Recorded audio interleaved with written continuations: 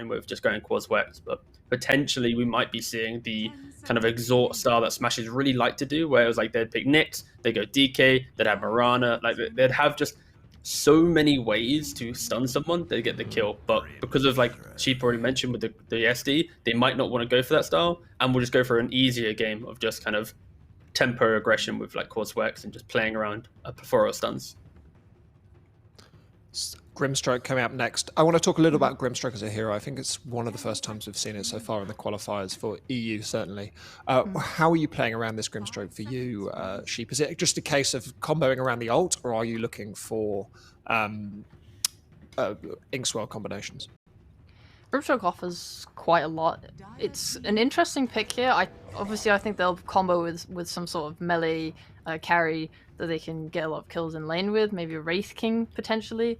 I'm not sure you want to pick anything like an Ursa because you're playing a Shadow Demon who's got that Purge on his ult. Usually you also like Grimstroke because of this Ags pickup, he gets the Dark Portrait, but they've banned these Agi carries like Terrorblade and Luna already, so you're probably not going to see that. It is pretty decent though. He offers a Silence, which is going to be useful against this Ember Spirit. Maybe they'll be able to get some kills on him with that, plus extra stun. I think Grimstroke Nyx offer a lot as a support duo for pickoffs and killing, so I think that's probably the best positive that they have here on Hellbear Smashers. With an Invoker, adding a Sunstrike on top, they should just be able to pick off any hero. They go for the Wraith King. I was wondering if Smashers were going to go down the route of picking up their off lane and then maybe going for like a Riki or like even like a Medusa style, where it's just like Riki Grimm's very strong. But anyway, they go for the Wraith King, like she mentioned. It's going to be able to, no matter what happens here, just be strong. Like when you have a Baden SD as your opening 2 of your 3 picks, like these heroes don't do damage. They prolong fights, they enable fights, but they aren't doing anything. And they need to find an answer. And, yeah. They go for Chris's best hero. It's the hero that kind of brought his name to kind of pros, and it was the Monkey King. But yeah, there's a lot of stuns and a lot of ways to kill the monkey right now. What does Chrysalis do on the Monkey King that makes it such a specialty of him? Other than like hundreds to near thousands of games played, I think he just understands how to get the hero into the game. You know, sometimes you'd argue like, oh, you need to go for the Battle Fury build or this or that. I think he always has a good read on it, and he's just very active. Like I think right now you have Ember and Monkey King. Like in game 1, MTD and Chrysalis, they synergized really well together on their TA and Drow. And this is the same thing we want to see. Monkey, Ember, utilize that movement across the map, just jump on top of Smashers and just overwhelm them constantly. And that's kind of going to be enabled by both the Abaddon and SD behind them, kind of pushing them into the engagement. Final bans here for Ghost Frogs and Hellbear Smashers. Sheep, let's make some wild predictions. Get your experience out there. What are you looking for in these final 2 picks? I mean, not what are you looking for. What crazy stuff could happen? Well, instead of a hero pick, how about I just predict instead that I think Invoker's going to play Quas-Wex this game. This looks like such an amazing Quas-Wex game. I don't know how Ghost Frogs are meant to play a Monkey Ember duo core into that. Tornado can remove the Jingu stacks, can remove the Flame Guard. I'm not feeling Ghost Frogs heroes right now. I'm not sure they've answered. I love the ban though from Ghost. Sorry, but yeah, like the bans from Ghost Frogs. I was like, this Nyx Assassin, you want a toxic hero, right? And then they banned Viper, and I was like, go on, Rasmus, get your Venom. They banned it. Like like Sheep just mentioned the idea of Quas-Wex. Like that is all about mitigating this mid Ember, and now you want to have this offlane that has the same annoyance, same kind of just in your face idea. Like, part of me would say like even just go wild and say like a Furion, because you just don't care about the supports, but you hate playing into Monkey Ember and how they jump you, right? But I want to have that type of laning presence. I don't care about the game. I just want an offlane that Rasmus can just be annoying and click his opponent for 10-12 minutes, and then your Invoker and Wraith King will carry you through the rest of the game. Just have presence in lane is what I want to see from Rasmus. Does he play Pango? Because it seems like a pretty decent Pango game for Hellbear. He does. It's the same line as the Mars, where he's played some games and he either loves it or hates it. Depends on the day. Like he just picked a Lesh without playing any Lesh games, right? So I'm ready for anything in the offlane here, Sheep.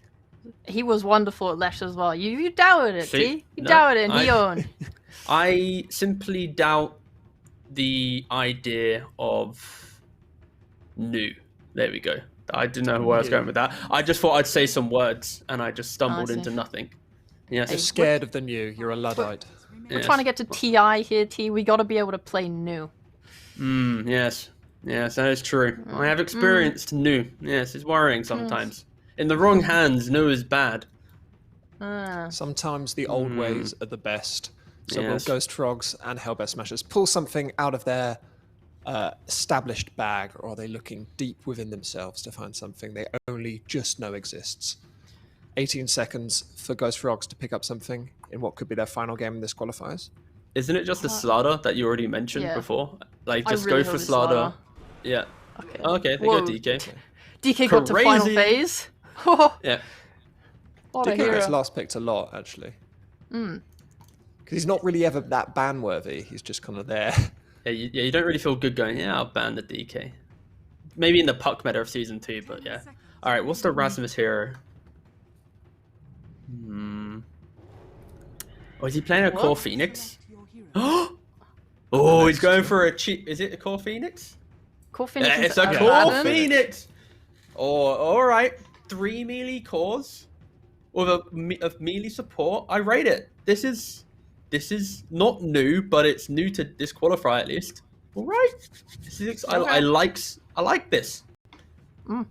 Do you have similar positive feelings, Sheepstick? I don't like the Phoenix, no. Give I us a reason why. Okay, I just think that you are playing into an Abaddon who's going to be able to purge your fire spirits in lane. How are you going to be an effective offlaner when your spells aren't doing anything? Yeah, your Sunray's good against Dragon Knight, but I mean, they can kite your ult with this Ember ult. Like, I just don't see what it does, especially when you are looking for more control for Bornea's Invoker. It is magic damage, though. I thought they were maybe lacking that. It is damage in general, seeing as Bornea is probably going Coswick, so it's okay. It's not what I was looking for. Yeah, They don't have much of an answer to the egg either. This is one of those things where, like, Smash's draft, like, why I enjoyed it was like the mid game to late, like, it looks great. But if like Ghost Frogs connect the dots like they did in game 1, they for sure can punish the lack of stuns and like Smash's way of stopping them running at them other than Invoker. So I can see Ghost Frogs maybe emulating game 1, but it's like Smashers just don't need to overreact, chill, and like their draft will eventually get to a point of just dominance. It's just maybe Ghost Frogs just outplaying laning phase, and it's too hard to recover from that because this core Phoenix, like she mentioned, doesn't really have the initial entry to the game. So yeah, it's all eyes on Rasmus. How does he enter the game, and then how does Bornea mitigate this early pressure to give Smashers enough time to then feel confident with their draft? Okay, well, we are saying Smashers, so let's saunter over to our shoutcasters for this series. It's Sunsfan and Cinderin. Thank you, panel. Hello, everybody. Game 3 of this best of 3 Cinder and Sunsfan here. We have Hellbear Smashers versus Ghost Frogs, and very interesting. We're finally seeing some newer stuff that we're not like. Again, it's the same patch as the Animajor, as ESL. So we're seeing a lot of the same picks, but this does look a bit different from both respective teams. What do you think of these lineups? Yeah, I think from a meta perspective, it's a bit new, but for these teams, I don't really think it is. Monkey King for Crystallis is a stable. I guess the Shadow Demon of Milan is also one of his trademark heroes that is just not that popular right now. And then you go to the Hellbear side. Barnea plays a lot of Invoker, Ace on one of his best carries. The only, like, odd one out, if you will, is Rasmus on the Phoenix core, which is a little bit different. But I do think this is something I seem to remember him playing in the past, even as a core. But yeah, right now, this is not that common. So, you're right, there's a little bit of spice. Should be interesting to see. I personally like the Phoenix last pick. I think it's very good. Sheep's point about the lane is very true, but I think it gets outweighed by the benefits of having Phoenix later in this game. Great against Boundless Strike sets up the Dragon Tail, and that is a... he does delete the bounty room. Walked into a lot of heroes and got killed. He does delete it. Are you lagging or am I, Cinderin? Because... Hello? I think we're good. I think we're great. Okay. This is going to be a perfect game, and that was a very good first blood for Ghost Frogs. So what's the game plan? This Monkey King, again, not a hero. You said Chrysalis is known for this, but still not a very common hero. And like, what is the reason for that? Battle Fury is a dead item. I'm sure Echo Saber might be something he'll pick up at some point. But why is this hero dropped off so much? I don't know how much he really dropped off. I just think the hero needs specific conditions to feel really good. Like if you're playing against multiple melee cores, or if you have good lane matchups, which usually those two combine into the same thing. And just the overall, if the tempo of the game matches it, because Monkey King in a lot of games doesn't really want to just have a farm fest. He would like to fight and get something done. And to me, I don't know, I've always considered it an interesting pick whenever there's melee matchups in both side lanes. So this is one of those games. Well, he didn't know about the Phoenix at the time, but he knew about Wraith King, and he knew about the Nyx support, which would probably be in the other lane. So there's a melee in each lane, at the very least. Right. The melee killer, Monkey King himself. Yeah, and it's just comfort, right? Here. It's because it's Crystallis. So I think a lot of other teams, you just put the same draft on the board, they don't pick Monkey King there. But, you know, it's game 3. Gonna trust your players on their trademark heroes if they feel like the conditions are good enough. This is an interesting question to ask you since you have been involved on the competitive scene, Cinder, as a captain especially. Like when you're in a situation like this where it's a best of one, this is do or die to stay alive in such a big tournament. Do you look for these heroes that are just more comfort pick? Like even if it's not the best pick for the game, just they feel good playing it. Like how much do you weigh that versus what is actually? I'm not saying it's not good in this game, but you know what I'm saying. I think when you get further in a series, and just in general, like confidence is always going to be really important, right? Like people feeling like they don't like second guess themselves or aren't really like sure what to do. So a lot of the times, in my opinion, going into a third game, if you have like comfort picks that you haven't run yet, so they can maybe be a little bit surprising or not at least something that the other team is warmed up against and know exactly what to do against based on previous games, I think it's a really great way of approaching a third game. You just, you're setting up your players for success, make them feel comfortable, and kind of like in control of the outcome of the game. Yeah. So I definitely agree with this as like a concept in the third game. But you want to find the right balance, right? Because like, let's say you're a team that has a relatively small hero pool, and you just keep picking the same heroes every game, then the enemy teams should be learning throughout the tournament how to play against your style in a third game if you just keep playing the same, right? So, but this Monkey King is a great example of a carry that is comfort, but was not used in the series yet. So I think it's nice. Have been denied. And we can see in the mid lane, a lot of pressure on Bornea. He had to actually use the Ghost Walk just to get out of range of MTD and his ridiculous damage. But of course he is playing... Actually. It is a Quaswex Invoker, so it's... I mean, is this actually not that abnormal? Doesn't have that much damage. He has a sustain and all with the orbs, but... Right. Yeah, maybe owned is an exaggeration, but I thought, especially based on how the other matchups have gone, right? In the first game with Borneo on Lina, and the second game with him on Bat, those matchups were better, but I still thought he would be closer to MTD than this. It's a pretty major lead for the Ember here. He's ahead by 400 net worth if Borneo gets these 2 CS, and he has the wave pushed into the tower, and he's obviously playing without Flame Guard because he's playing against Quaswex, so he doesn't even want to bother. He's probably just going to go 4-4-0 and focus on being a great setup for the Monkey King ult, especially. Very nice together with Slight Chains. Yeah, and then from the side of Ghost Frogs, how do you see them setting up fights overall? Like, you have this Monkey King arena. Obviously, the Searing Chains are something that set things up. The Dragon Tail, is that really enough? Like, used to seeing when these Monkey Kings type heroes were picked consistently that it would be coupled with like more general AoE. You know what I mean? Like, do they have enough team fight to sustain into the late game? I think they do. You have many different ways of catching. Dragon Tail, Slight Chains, Disruption, all of them give enough time to get off a Wukong into Boundless, so you can definitely do it that way. In terms of just raw team fight, I guess what you're thinking about is, okay, some teams will have like some sort of insane big AoE ability, like say Mars Arena, and then they'll put Monkey King ult on top of it, where if you catch 2 or 3 or even 4 enemy heroes, you just win the fight hands down. I don't think it's a requirement necessarily. Like, the flow of this game is going to be very different. The Hellbear's team don't have any of those like massive AoE ultis either, apart from Supernova. So you can like kind of, it becomes a game of like poke and prod more so than hard commit, I think, a lot. with these strategies against each other, right? Like Invoker casting some small spells, Nyx trying to get a stun, and then the other side, like Dragon Tail into a combo, Slight Chains harass, but not that like big Ravage or Arena. Right. I mean, on the other side, speaking of AoE, Rasmus playing the Phoenix like we talked about as core. I think I love about this hero play this core is you don't play any day, it feels like.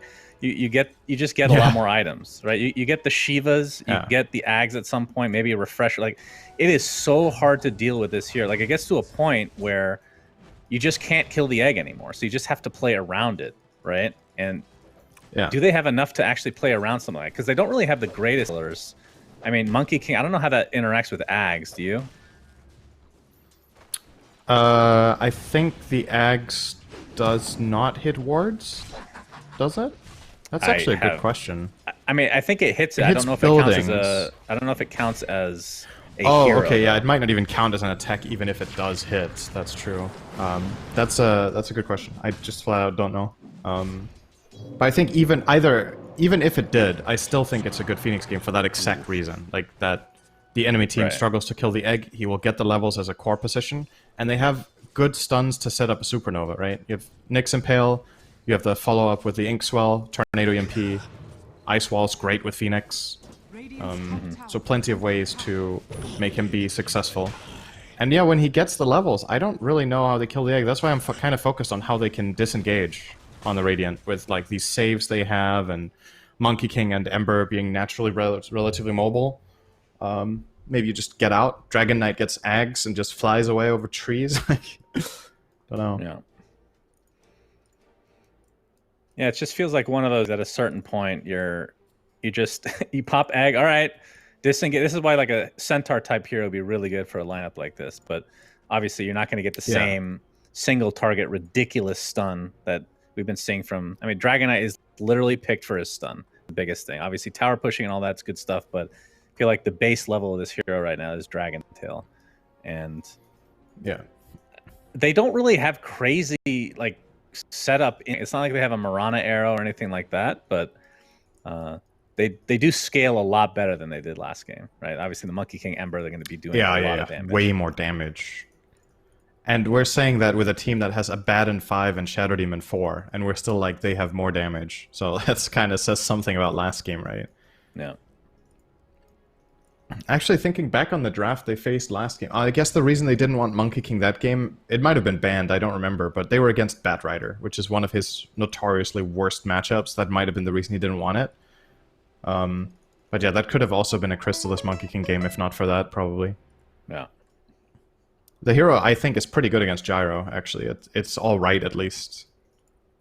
Can come in close and man fight with a BKB, or just a lot of stats, get Jingo stacks and just hit, but... That was a different game. Now we're looking at this one. And so far, at the very Ember... least, I'm glad to know that it's not just me that's lagging, Cinder. It makes me feel good. I see some choppiness, like, oh, they're choppy as well. Good. Thank God. Chop, chop. But you were saying, sir? You were saying something. I was just saying that the laning stage is going well for Ghost Frogs so far, right? Like Ember's top the net worth, Monkey King's ahead of Wraith King. They're basically slightly ahead in all three lanes on the cores, so going into a decent start. Like a big difference maker this game for me for Ghost Frog's success is the fact that it will feel like Toby has more impact. He has a Dragon Knight instead of the Brood, and this time his start is okay. And Dragon Knight does great against Wraith King, by the way. You just sit there. I guess skeletons, they tickle you, it's annoying, but compared to a lot of other heroes, especially melees, you're fine. He's gonna find his farm up here and have a much better game. Yeah, Gilgal. Next with Invis Rune. Actually, Invis Rune. Impale is there. Okay, that is a lot of damage applied to MTD. Oh, the Sleight of Fist is there as well, though, to try to stay alive, but the Remnant, he gets killed by a neutral creep. Oh my goodness, those are the small garbage creeps, too. Dude, he choked, right? Like, that Remnant was... It was like I think he wanted to slight, and then while he was sliding throw a Remnant, but he must have like misclicked or something. So just Remnanted like 1 foot to the left and then dies to neutrals. If that was on purpose, he's a god, but I don't think so. It really did not look like that was with intent. He saw that the small camp was stacked, so his chances were increased. As we're going to see the Sleight of Fist, he's back already. MTD, that's the power of Ember Spirit, that he had that Fire Remnant just for that death, and he denied himself the neutrals. He gets a free TP back. No actual TP needed. Beautifully done. But yeah, he is, I mean, in terms of the CS, it doesn't even matter at this stage. He's the top net worth of the game. He is, I mean, the fact that he denied himself to neutrals, how big of, okay, things have changed so much over the years. How big of a deal is that, would you say? Who was going to get the kill? Invoker? Let's just say it was Invoker, yeah. I don't remember. I mean, it's a pretty decent change, right? That kill is probably worth like 200 or 300 gold. So it's not the end of the world. Like, you still get the kill. He's still on the sidelines for a bit, and but the thing is, he gets a refill, right? He comes back, like you said. He didn't need to TP with Fire Remnant, so, or did he TP? He only has one TP. No, he did not TP. So I guess he just he just had none before he died. Yeah, I don't think you get one for dying to neutrals. Oh, right, he died to neutrals. Yeah. You're right, of course. Yes. He's going to be pressuring mid a bit. We can see on the mini-map that the a lot of heroes making their way towards this mid lane. Gilgert, all right, gets the Impale off, has the double damage applied as well. Searing, oh my god, that Sleight of Fist did a lot of damage. Whew. I mean, it is maxed, so, which again, because of not having to use the Flame Guard, or I should say not being able to use the Flame Guard, as looks like Gilgert's going to get picked off here. So, man, Sleight of Fist this early with just the Blightstone, pretty significant damage. It is very strong. I wonder if we're going to see Grimstroke try to work as like a pseudo solution to this Ember by just getting 3 points in Phantom's Embrace. You see, Tofu is holding a skill point right now, and you can go different paths on Grim. One of the strengths of the hero as a support, in my opinion, is all of his spells are really good. So, depending on the game, you just adjust your build entirely. Some games you go max Phantom's Embrace earlier, some games you max Inkswell, some games you max Stroke, depending on what your team really needs. And this does feel like a game where the sounds could be good. It's one thing if Baden can't dispel with a Photic Shield as well. Oh, we're going to Ember Spirit coming in. Inkswell applied to Tofu, and they see the silence being leveled, like you said. Inkswell will actually connect, but it's only going to create a little bit of space as Toby. Now on the run, EMP drains all his mana. Big tornado, though. Toby, Photic Shield, ends up netting him there. The dust is there, though, and Toby looks like he's going to find his way to the grave as Ace has the Wraith Fire Blast, and he's going to use it to make sure he gets that kill. So it's a 1-for-0. After all that, only one dead. It's a little bit surprising, but MTD is getting chased, but I don't think they're going to find any more. Looks like Hellbears have got a good, like, I don't want to call it comeback. It's not like no team was really far ahead, but they've had a good sequence here. What a huge comeback. Oh man, Inkswell not going to be there though. And yeah, Phantom's Embrace is going to be a bit annoying for MTD. That's his last bit of mana. Okay. They have no chase though. Anymore at least. Gilger gets killed by Chrysalis and Milan. Very, very easy kill. Killing Nyx with Shadow Demon is actually... If you can wait with Disruption until he has to Carapace against the Monkey King, then it's just a kill. Or you can disrupt him when he uses Impale, because Nyx's level right now is so low that the Carapace is not connecting enough or creating enough distance to the Aura of Corrosion that Monkey King's playing with. So very, very easy for them to take out Gilger there. And this might be Gilger's worst game we've cast. This is our 6th game of Smashers in 2 days. They had a full best of... Right? Or? I mean, he's played Hoodwink almost every game until today, I guess. Yeah, they played 3 games yesterday against Nigma. Yeah. So yeah, he was Hoodwink all 3 games, that series. Yeah. Yeah, he's definitely off to a rough start. 0-3. Very low net worth. The beauty of Nyx Assassin, or depending on your perspective, once you get Ags, it doesn't matter how your early game went, Syndrome. That's all you need in the entire game. And you're a very annoying hero. I mean, it is true. He just needs to get that Ags, but okay. 3.5k gold, just conjure that out of thin air with your 1800. He'll be just fine. Chrysalis is going to pop the Wukong's command to try to defend his tier 1 tower, but Milan is the one that's taking the brunt of the damage here. Triple team, brought down. Yeah, and yeah, Chrysalis is just going to have to get out of dodge here. But in the meantime, Ghost Frog's pushing mid.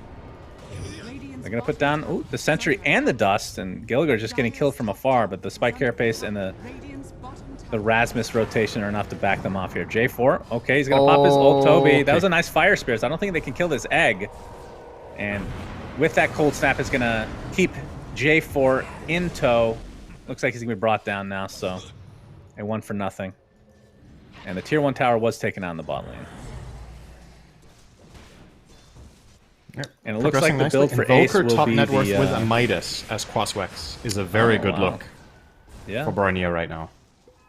If you can manage to pull this off and have high play impact in the meantime, he has 80 CS on Invoker while being involved in all 3 of their kills and having a Midas. He is on his way to becoming a monster later, because what you can do in this game, he might not have to level Wex anymore if he doesn't want to. He could max Exhort right now. They have really good setups for Sunstrike with Nyx stun combo, Grimstroke, even Wraith King stun is enough. And just go for Meteor build as well. Just get all that damage into all your stuns. He is actually doing that. That's 1 point next sword. Could just be the value point for Deafening Blast and Ice Wall. But I do imagine he just maxes out Exhort now, actually. I think he's done enough with Quaswex. Well, what's the reasoning? Because at the Major we saw basically this build, except you go for Spirit Vessel first, which is a pretty big investment, obviously. And it's not like it's bad this game against like somebody like a Dragon Knight, although it is an off lane. Is there a reason that you, starting out Quaswex, you go for Midas first? Like, why not go for Spirit Vessel at all? I don't know if you like...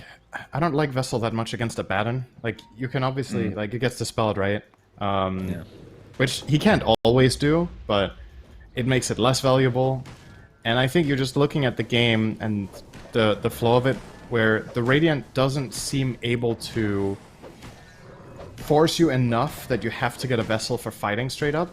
And if you feel like you can pull off a Midas and get away with it, then it's obviously a no-brainer, right? It pays off so big for this hero. You want the levels, you want the gold.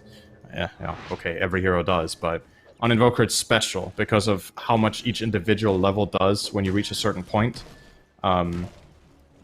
So that's why I think if he had gone Vessel here, it would actually just not be worth it. But it's really game-specific. Fair enough. I mean, the beauty of this, though, is obviously you have the Quaswex to be able to dispel all this stuff, especially from the Ember Spirit, as it looks like Gilger is... And you talked about him struggling a bit here. The Sleight of Fist finishes him off. EMP is there, though, so it does clip Toby completely out of mana now. But the tier 1 tower will likely fall as a result of this pick. Yes. And that's 2 tier 1s now for Ghost Frogs. And they're going to be pretty happy with that, although the lead is a 1k net worth for Hellbear Smashers right now. Rasmus has his plate mail, and the fact that he is rounding out not that far away from a Shiva's, that, I mean, again, I'm used to seeing this hero as support. Against this Radiant team. Yeah, very good pickup. Yeah, I'm actually a bit worried for Ghost Frogs. They're up 6 and 3 and have taken 2 towers, but I think the writing on the wall here is really, can you... Like, these mid-game teamfights are gonna be tough. You have Monkey King rushing Deso, which he almost has. Maybe you're looking at a Roche play. Like, you smoke, kill, take Roche, and then go from there. But I think the ease of execution, I definitely favor the Dire. Because Monkey King is essential to the success of Radiant in every fight. Dragon Knight's damage is not going to be significant. He has a Blink, obviously. And Ember, he's going to have a Maelstrom, which is nice. But the supports don't output enough. So we talked about how the damage is there from Radiant, and it is. But so much of it rides on Monkey King thriving in fights, and he's facing a lot of traps here. Phoenix Fire Spirits, Tornado EMP, Ice Wall, Wraith King that can just stun him and tank him for quite a while. Double stun from Nyx. Like, there are a lot of... That's like a minefield he has to navigate almost. So, he does have 2 saves, which helps. Oh, Toby that's a big pick. Jumps in. Yep, big Dragon Tail, but the bigger Tornado from Borania. He's going to be spotted by the dust, though, and he's completely surrounded. Balance Strike's going to keep him in place. Dragon form is activated, and Borania finally goes down. It does take them a long time, despite having literally their whole team Cinderin, but it is a pretty value kill, obviously. Yeah. And they might go for Roche. They do have the... Oh, I think the Deso's on the way. No, it's coming. This is good. I like that from Ghost Frogs. This is exactly what they needed to do. Find a key pick and try to get Roche with the Deso arriving. A little bit early. This could be defended, though, actually, by Smashers. They're going to smoke. They're not giving this up. It's too slow. The Deso arrives too late, and they wouldn't have got it anyway. Gilgert? Oh, yeah, Gilgert's who they want. Spike River's going to be activated, though. Oh, the root onto Rasmus. Into the Dragon Tail. Can he get it on a big impale? And there is the egg after the dive. Ace has come to show that he doesn't have a Deso yet. He is just taking a lot of damage. He's gonna run towards the egg. That is the first life for him. For some reason, I thought he had Deso already. Is there's Toby gonna jump in with the Dragon Tail? Another big tornado into the EMP. They can't do anything. Impale after that. Chrysalis has to get Aphotic shielded into the balance strike, into the retreat. There's the stun onto Ember Spirit, but nobody's dying. I can't tell who wants to fight here, Sinner. They're going back and forth between each other. Ace is pretty low, and not having that second life, I think they finally do the full retreat. All right, we've got the one universal constant. Gilger's gonna die. So nothing's going to change that. He's 0-5, but what a great stun he got there for the Phoenix. And I actually think if Rasmus could have kept his cool there and got... I think he had Fire Spirits ready. If he could have somehow got 1 or 2 Fire Spirits off as he was diving, and then egg, if that was ready, that would have made a really big difference. Because then I think he could have actually egged way closer to them. Invoker was coming in for the protection, so... If he Fire Spirits the 4 heroes that are basically next to him in that next stun, I think he could egg on top of them and win the fight and get kills. Yeah. I mean, that was a but really I don't know if it was ready call. at the time. But it is super close. Like, he was almost dead. Because of the positioning of the egg, you can see Ace was literally just running to the egg and died just running to it. Like, there wasn't a whole lot he could do because of the positioning, but you're right. If he somehow could have gotten that off, it would have definitely turned the fight, I think. But Bornea has the Witchblade now, so going for the Agnum Scepter, so the Cataclysm will be an eventual thing, as Roshan is being attempted again. Can scout it at any point with Sunstrike or Tornado. It's not doing it yet, though. I mean, they're taking forever to do this, and I don't think this they can do it. seems really slow. They don't have Medallion. I scouted it now. Definitely at least that. That's actually a really good Sunstrike, because it kind of reveals the aggressive move from Ghost Frogs here. They also have a ward in this instance, but imagine you didn't. You Sunstrike the Roche and you see Roche walking back into the pit from having been attacked. It gives a lot of intel about what the enemy team should be up to. That they're making an aggressive move invading there. Dude, they're just getting really out-farmed. Like, look at this scoreline. 8-3, you're 4k gold behind against no gold steroid except 1 Midas on Invoker. It's just literal out-farm. They're trying to make moves that aren't, like, they're not accomplishing enough. And, what's Ace's CS? 169, 170. Monkey has 137. I mean, if you just look at the heroes alone, on CS. In terms of the CS, Wraith King will farm faster than every hero, right? That's just how it is. And he has not been touched, other than that one death that we just saw. It wasn't really a death, just the reincarnation usage. But it's back up, and it's level 2, so the cooldown has been dramatically reduced, as Ace wants to go for this tier 1, wants to go for the Dragon Knight as well. Toby, nice disruption to keep him alive a little bit longer. Inkswell will not connect as a result, but here comes the heal on the other side from Rasmus. But a big Wukong's command is going to cost 1 life from this reincarnation. But the egg is going to be inside of that Wukong's command with the cold snap on top of the meteor. And Crystallis takes a huge tumble, but it'll be a trade for Bornea, who ends up dropping on the sideline. So 1 for 1 to start this fight. DD is there for MTD. That is bottled up, so now... defensive on the egg again, in my opinion. Like, Rasmus had an awesome opportunity there with a Shiva on top of all of them if he just eggs right in their faces. And that's maybe going to cost him here. Oh, but the DD was activated. Disruption is going to keep him alive a little bit longer. Rasmus had the Sunray coming out, but they'll still find the Ember Spirit in the end. And now Ace... Oh my god, that was a lot of damage. Jesus H. Do you ever play Wraith King yourself? Yeah, I just played him today. It was amazing. Feels great. Toby, another Dragon Tail. Gilger has actually survived through this fight, Cinder. It's a miracle as Milan, destroyed by Ace, and now it looks like Toby is next on the menu. So it was a weird fight, although Crystallis has come back, Cinderin. So you have to be careful if you're Ace. No ult for another 50 seconds, but you have to be even more careful if you're Crystallis. A nice dodge to start things out, but the Deafening Blast with the Sunstrike is enough. And Hellbear Smashers getting everything they want now. That's a dub. That's 2 deaths for Crystallis on Monkey King in that fight. Yeah, he is completely overtaken now. Like, the gap is starting to be so significant now that it's starting to be problematic. Like, I could even imagine Hellbear Smashers looking for a smoke soon and then taking Roche after, because they can kill Roche pretty fast. They have Alacrity on their Wraith King with Deso, and Invoker himself even has some pretty decent damage. Not the best, but it's good enough. So yeah, it's all coming up Hellbears right now. I asked you about the Wraith King because when I play this hero, this is when I have to play carry. I like playing Wraith King. And I love armlet Deso. It's like when you get that Deso afterwards, it just feels like such a transformation. Oh, Toby? Yep. Good NATO. I He's agree super completely. And I also agree that Toby will die here. And it'll be a relatively easy J4's one. also J4 dead now. came in for the aphotic shield. He's going to dodge a Never stun, mind. though. Pops his ult, but here comes the Wukong's command from the other side. Ace does have his ultimate, but it's going to be inside the Wukong's command. Rasmus puts out the egg on the outskirts of this ult. And it looks like Ace is able to get out no problem. So the egg is used in a more defensive manner. Haven't really seen the you're right, the super aggressive egg with the Shivas, which he's had for quite a while. I feel like that's such a now part working of why towards this a pick was good. I'm not really seeing it fully realized the way I was imagining it. Because I think in this game you can be cocky with the egg. And that's why I like the pick so much. Like some games you have to place these defensive ones, but like picture this. He dives into the enemy team, puts fire spirits on 2 or 3 of them and uses Shiva and then eggs.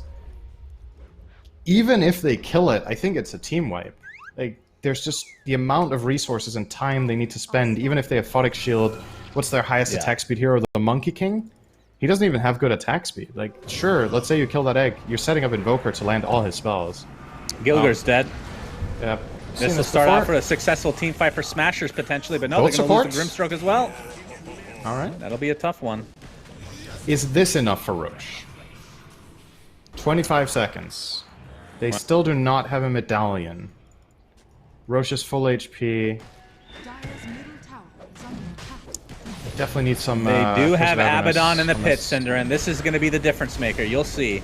This Curse of Avernus, watch. When the 4th hits, it's going to be out of control. You got to keep hitting it. There you go. And here we go. Oh, oh! See? That's like 10% more damage. Beautifully done. When you make from sounds, Ghost or Frogs. Yes, something like that. But this is going to be the first Roche, so they will be successful. Age is taken on Chrysalis, and no deaths to speak of. So it turns out you don't have to kill Gilger. You have to kill him and Tofu to get the Roche. right. That's their mistake so far. And in addition, Phoenix didn't have Supernova. I think if Rasmus has Egg, they can defend that 3v5. True. Honestly, they could have even tried, but yeah, I think it's probably the right play to just let it go. Like, why take the risk? You're in a good position in the game. Offering a potential comeback there by trying to contest a Roche that honestly largely will not be that consequential if they just play well together around their teamfight abilities. I still don't think, even with an Aegis, that Ghost Frogs come out ahead in the next fight. They need something really spectacular. Killing the supports is the way to go, though. Like, try to kill the Nyx and the Grim as fast as you can, so that you can kite a little bit in the fight when Egg comes out.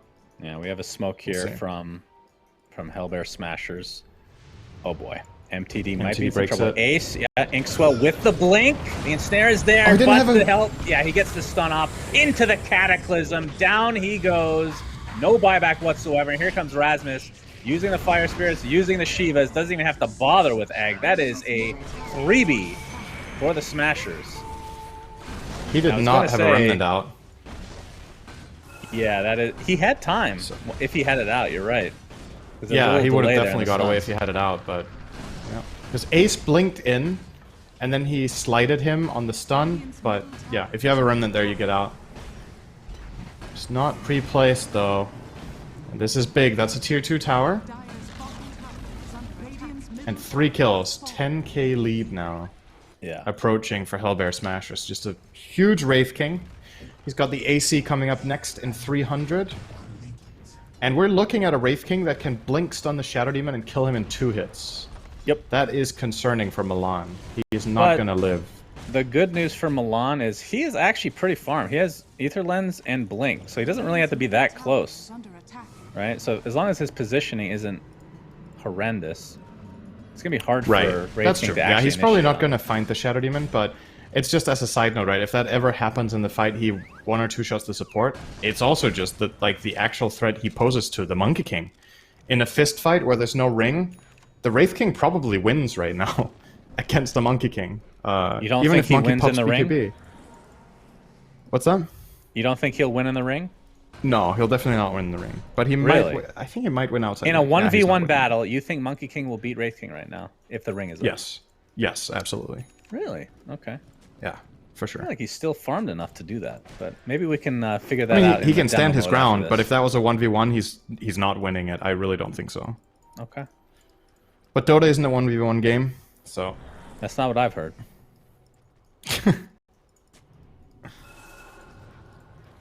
Talk to Arteezy a lot. Anyway, so Hellbear Smashers, 10k net worth lead now. And things, I mean, they didn't get that Roche, but things are still looking very good for them. And Age is still online for Chrysalis. They need to find an opening somehow. I mean, the problem with the Wukong's command is you just put the egg, even on the outskirts, like, even how he's been doing it, you're going to have to move out of your own Wukong's command. Basically forces him out of his own ult. Yeah. It's one of the reasons Phoenix is so good against Monkey King. He's bad at dealing with killing the egg, but he also can't really stand his ground comfortably in the ring. So it's like a double counter. And it clearly was a targeted pick as well, right? You don't see Rasmus pick a position 3 Phoenix in the later portion of this draft unless he like really sees some immediate value, and that is the biggest part of it is its ability to deal with Monkey King. For sure. Crystallis is not... Like, we talked about the value of having comfort hero or whatnot in these kind of important games. He hasn't... It's not that he doesn't know what to do, it's just that it's hard to meet the conditions, right? He isn't feeling comfortable in the fights, because there are so many counters to him. With that Phoenix being the icing on the cake. Yeah, that's true. High ground coming up. They have to retreat immediately on Ghost Frog, so this lane is gone. Ace is mauling the tower. Holy God. Yeah, that alacrity really takes him to another level, I'll tell you what. Gilger, by the way, you made fun of him, Cinder, for dying so much. He has an Aghanim Scepter! I told you! Oh, I told you he'd The thing is, I don't think the majority of his deaths were bad, though. It's just like, that was just the constant that was happening all the time was Gilger dying, so I thought it was funny, but he's been doing his job. Especially that 4-man stun that he hit earlier was really impactful, and this could be another one. Okay, that wasn't too great, actually. Here. Dragon Tail's the follow. He's trying to burrow, but... Alright, Gilger He's died. taken out before he can get in the ground. That is unfortunate. Very cocky move, I have to say. And the recipe for success for Ghost Frogs, they take out both supports, so the rest of Hellbear Smashers have to get out. A nice Searing Chains on the 2. Dragon Tail to follow. Can he get the egg off in time is the question. I don't even think he wants to at this point. Just going to sacrifice himself with that Shiva's usage. It felt like Gilger thought he saw a 3 or 4-man stun there, and then he hit 1. So... Because, like, it looks clowny and bad, but if he does hit a multi-hero stun there, I think that could have been a game-winning play, actually, if they were all ready to connect. But, yeah, just missed it, and then didn't dig in time into a pile. Yeah, so. It looked like he could have easily gotten it. Like, he was invisible and had it lined up, but that's one of those, it's almost too easy. Like, your Pudge trying to hook somebody standing still, it's hard to hit that sometimes, Cinderin. You don't expect them to continue to stand still, you know? That's true. It's too easy. I have that problem. Oh, boy, the jumping on the Borania. This could be a huge turning point. They're going to be able to drop him in his own base. Okay, what's going on? They're actually just getting so many free kills right now. That's 4 in a row. They got the Nyx into 2 snowball kills, and then the big Invoker core kill in the base. Now they're getting bounty runes. Double damage top. Yep. And they will have Dragon Form in 40 seconds, so they can align this Dragon Form with the double damage on Monkey King and look for something really big. Or they give the DD to MTD. They will. I mean, when you get this these is not kills, over yet, Shannon. That was actually a kind of big throw right there. I agree. They're still good, but... Are they? The lead has gone from 10k to 5k. It's not just about the kills that you get. It's not just about the map control that you get. It's about the farm you get while they're respawning still. Yeah, and the fact that they literally can't leave their base. It's a big swing, but they're still ahead. Like, the Dire are still in a good position, but that was a big slip up. If they do that again, we have an even game. By the way, talk to me about... I'm not saying this is wrong. I'm just interested what the thought process is of getting... Because every Phoenix does this. They get Refresher, for the most part, second item, if they can, instead of Ags. Is Ags just like... Is it too risky? If you're trying to eat a teammate, that is? No, but there needs to be a really good reason to save, right? Because the alternative... Let's say that you're comparing Ags to... Oh, hang on, we're not going to You're going to have to hold your horses, Cinderman, Chrysalis. Yeah, Boundless Strike, looking for another kill into Borania. Pops his BKB in turn, though. Chrysalis still has the Wukong's command. Dragon Tail onto Ace. Not sure if they want to kill him or focus on him right now. Soulbind onto 2.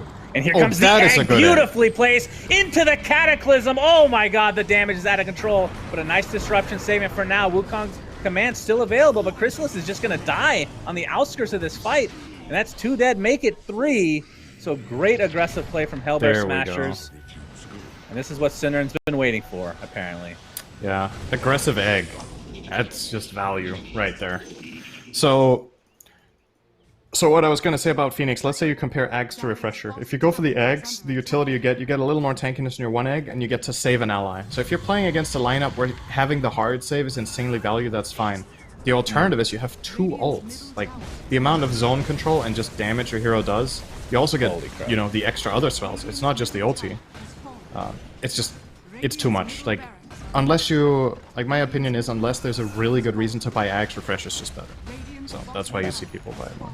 Well, while you went on that monologue, the 2 racks have been taken out. Yeah. And there's no... They had buybacks, but understandably they won't want to use it just because Dragon Form is not up. And the fact that you can't go for Megas anyway if your Hellbear Smashers, Tier 2 still up on the top. They can get the Roche, though. That's a lot. 20 seconds. I mean, they have to contest this, right? Once it's up. It's another 20 seconds. They do. And it will be really difficult, because they're going to be fighting into 2 eggs with a level 18 Phoenix now, so... Yeah. This fight is so insanely hard. I actually really like that they're going immediately, so that there's no time for the Phoenix to get Supernova ready, but they got cold feet. They don't see the dirt. There's a pile of dirt here that they had to get by, and it's pretty difficult. Very tanky. Is it 40 or 45 now? % damage mitigation. I think it's 40. Whatever it is. It's a ridiculous amount. And the health regen you get. People forget about that. Mana percentage and health percentage per second while burrowed. You are so ridiculously tanky. Oh, it's 50%, actually. Oh yeah, they buffed it from 40 to 50. That's why it's been picked more. And I don't that's know what why. Nyx needed. A buff to burrow damage reduction. That's very good. I mean, he wasn't picked at all for that. Like, they would never buy Ags back in the day I guess for so. some reason. I guess so. Oh, we're going to have the jump and Ace with the Ink Swell. Not going to connect to anybody, but Toby pops the BKB in Dragon Form now. Gets the tail off. In the meantime, they got a really good stun from Gilger there on MTD. Has to take off his BKB now, but there's the Cataclysm. Not able to do that much damage, though, as this fight is completely segregated. Cinderman, as there's the egg, they're going to protect the second life from the Wraith King, but can they kill the egg? It's going to be close. They do get it. 70 seconds with Rasmus on the deck. And Ace. He had no coverage. Like, it's such a good egg placement, actually, if there's any coverage, but Nyx wasn't there, Invoker wasn't there. Oh my god, Ace. Okay, that wasn't a bad one. Abaddon from the map, but they're going to try to focus on him now with the Wukong's command. This is the second life for Ace. They should be able to get him if they're not careful, but nice disruption. Saved for now, but Toby in that Dragon Form will be taken out eventually. Ace is just doing too much damage. Double kill for him. This is going to be a dieback on J4 if he's not careful, as the numbers are in favor of Hellbear Smashers on this high ground. J4, yep, after that ult, gets 2-shot by Ace, who does have his reincarnation back again. A triple kill for him, despite this fight being so, I want to say, random. That was a very good Deafening Blast from Bornea, by the way. He cast it on the edge of the Monkey King ring. I think he pushed Monkey King out of the Wukong's command. That would happen. With a Deafening. Or at least he forced him into a really awkward position. Toby's super screwed. Oh, does it blink? No TP, though, and he is literally stuck between trees. Ace is going to jump on top of him, and that is going to be yet another kill. Oh, Tofu takes it. Okay, fair enough. And Roche is now up, and this is the second one, so the shard is a veil. He's a tree. Oh, Tofu was trying to cut him a path with his spider legs, and he missed. They spot him with the Cataclysm again. Goodness gracious. And that is a dead shot. He has to buy back in the game, though. Oh, he just barely avoided the tree cut. Chrysalis getting gone on by Rasmus. Has to force out his double BKB, in fact, is MTD. Basically no mana to speak of. So we'll just have to leave that piece of dirt alone. Soulbind. Oh no, this is the beginning of the end for Ghost Frogs, and down goes Monkey King. Does have buyback, but nobody else does, it feels like. MTD on the run. And yeah, ooh, he actually does live. Had the Remnant up, but Ace is just going to focus on the building. They still don't have that tier 2 top, so just going to go for the Ancient. Sleight of Fist is all they have for defense right now. Wukong's command is available, though. This will be the potential last stand. No Shadow Demon for 55 seconds. They cannot possibly hold without, but Dragon Knight is up in 20 if they can delay this a little bit longer. But Ace is just going to focus on the Ancient, and he's just going to go for the racks. Absolutely GG. The question mark from Bornea. All right. We got some first major vibes here, Cinderman. I think there's a little bit of bad blood just based on the tipping pattern that I've observed during these games. Oh, I see. I've been keeping track. I've got a stat sheet for you.